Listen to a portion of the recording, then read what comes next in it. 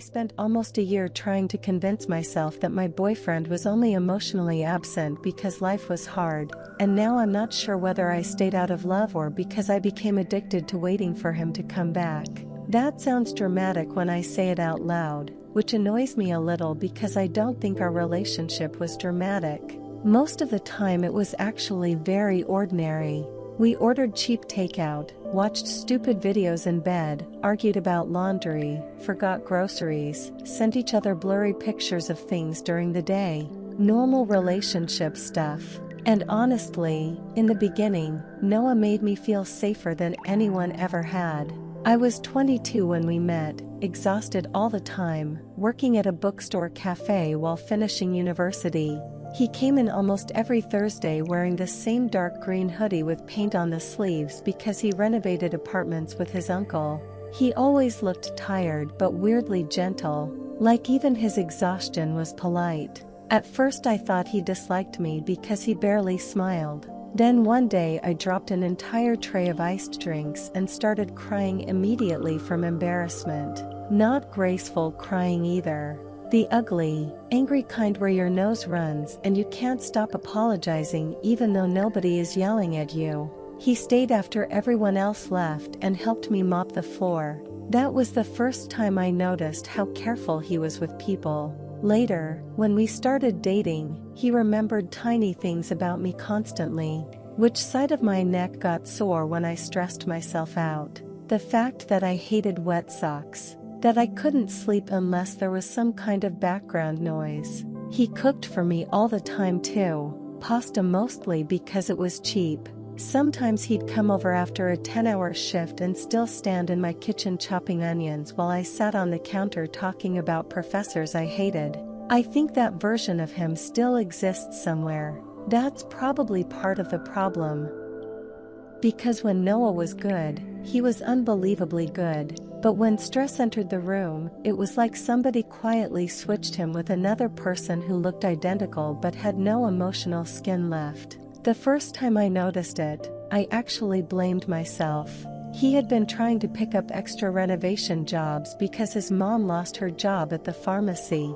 Money got tight fast. He stopped sleeping properly, started grinding his teeth at night. One evening I told him I missed him even though we'd technically spent the whole week together. And he immediately got defensive. I'm literally here right now. I remember staring at him because technically he was right. He was sitting beside me, but he wasn't really with me. He spent most nights scrolling through job listings or answering work calls while I talked into the air like a lonely podcast host. Still, I apologized first. That became a pattern I didn't notice forming until much later. Every conversation slowly turned into me trying to present my feelings in the least inconvenient way possible, like I was submitting emotional paperwork for approval. I'd rehearse things in my head before bringing them up. Don't sound accusing. Don't sound needy. Don't make his life harder. Sometimes I got so careful I barely said anything at all. Then I'd get resentful because he never noticed, which was unfair. Kind of. I mean, how was he supposed to respond to feelings I disguised so heavily even I couldn't recognize them anymore? Still, I wanted him to notice anyway. That's the embarrassing part. I wanted him to look at my silence and somehow understand everything hiding inside it. Around month 8, I started dreading his phone calls even though I missed him constantly. Every call began the same way. Work stress, money stress, his uncle yelling at him, his car making a weird noise, rent increasing, headaches, more work. I'd listen for an hour and then when there was finally a pause, if I tried to talk about my own day, he'd go quiet in this distracted way that made me feel stupid for speaking. Not intentionally cruel. That almost would have been easier. Just absent. One night I told him I was thinking about applying for a publishing internship in another city.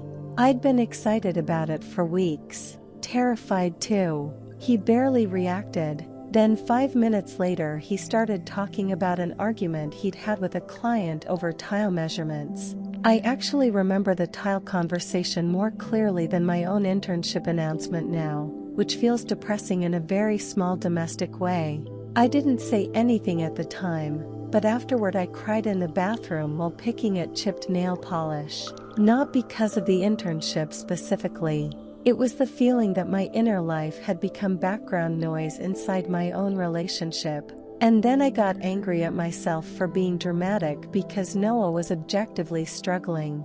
That's what kept trapping me. He was struggling. He was trying. He wasn't evil. Sometimes I wished he had cheated on me or screamed at me or done something obvious enough that leaving would feel clean. Instead, it was just this slow erosion where I started feeling lonelier beside him than I did when I was single. But then he'd do something gentle again and my brain would reset completely. Once I got food poisoning at 3 in the morning and threw up so hard I started crying from exhaustion. He sat on the bathroom floor half asleep rubbing my back for almost an hour.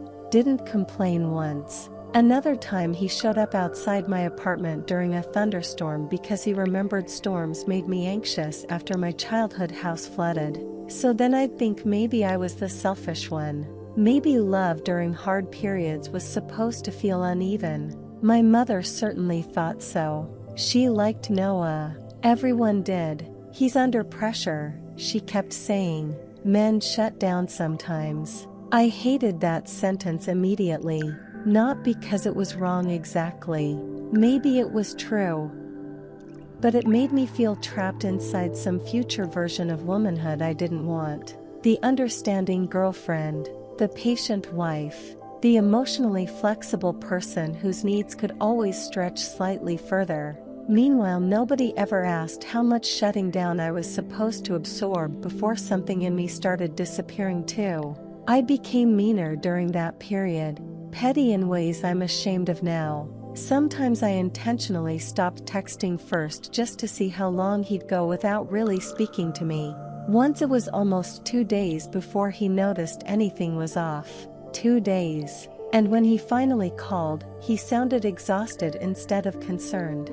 "You've been weird." That sentence made me irrationally furious. Weird. Like I was malfunctioning inconveniently. I picked a fight immediately after that. Honestly, I barely remember what about. Something stupid involving dishes at his apartment. But underneath it was this ugly, desperate feeling of please react to me. Please act like losing me would hurt. Sometimes I wanted to wound him emotionally just enough that he'd finally understand how disconnected I felt. I'm not proud of that. There was another thing too, and I almost hate admitting it because it sounds shallow. I got jealous of his work. Not another woman. Drywall. Paint cans. Contractors. Phone calls. I hated how urgently he responded to everyone except me. A client texted him and he'd answer immediately. I'd ask how his day was and get "fine babe, tired." I started timing his replies sometimes like an insane person. One afternoon I watched him spend 15 straight minutes writing a detailed message to a customer about flooring costs right after giving me a one-word answer about whether he wanted to come over later. I remember sitting there thinking maybe this relationship already ended emotionally and we just hadn't updated the paperwork yet. But then Christmas came and he softened again. That's the thing nobody tells you about inconsistent relationships. The good moments become chemically powerful. They feel enormous because you've been starving. He spent an entire weekend with my family, helped my little cousin build a toy shelf, held my hand under the dinner table, looked at me with this quiet tenderness that made me feel insane for ever doubting us. On the drive home he kissed my forehead at a red light and said, "I know I've been difficult lately." I almost burst into tears from relief, not even because the problems were fixed, just because he noticed them. For about 3 weeks things felt normal again. Then his uncle cut his hours. Then bills piled up. Then his car died. And it all started over. I became hyper-aware of emotional weather after that, constantly scanning him for signs of withdrawal. If he sounded distracted, my stomach dropped immediately. If he took too long to answer a text, I'd feel irritated before I even knew why.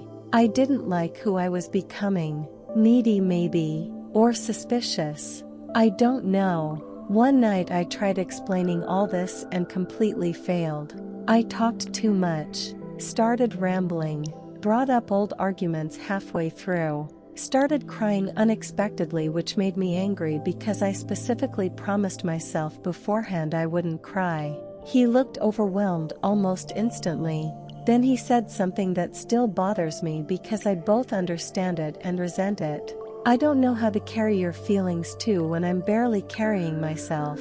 At the time I thought it was selfish. Now I think it was honest.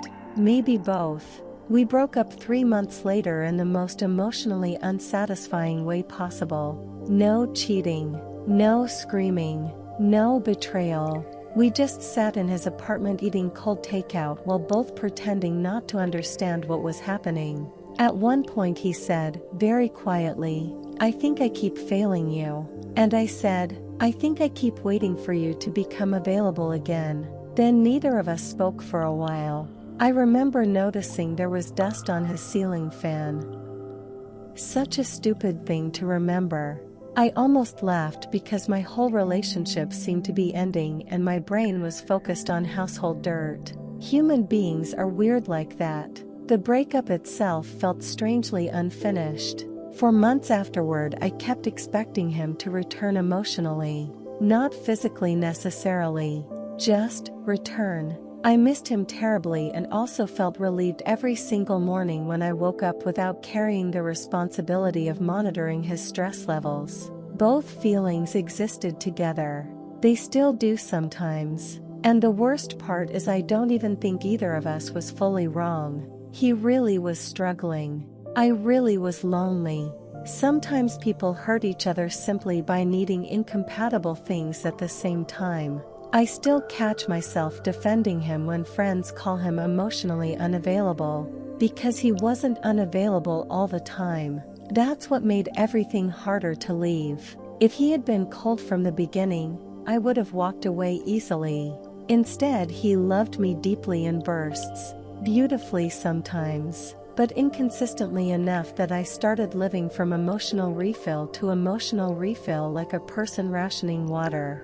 I don't think he meant to do that. I also don't think intention changes the feeling of slowly drying out beside someone you love. Last month I found one of his old hoodies in the back of my closet, the dark green one with paint stains on the sleeves. I held it for a minute longer than necessary. Then I washed it because it smelled dusty and put it in a donation bag with a bunch of winter clothes I never wear anymore.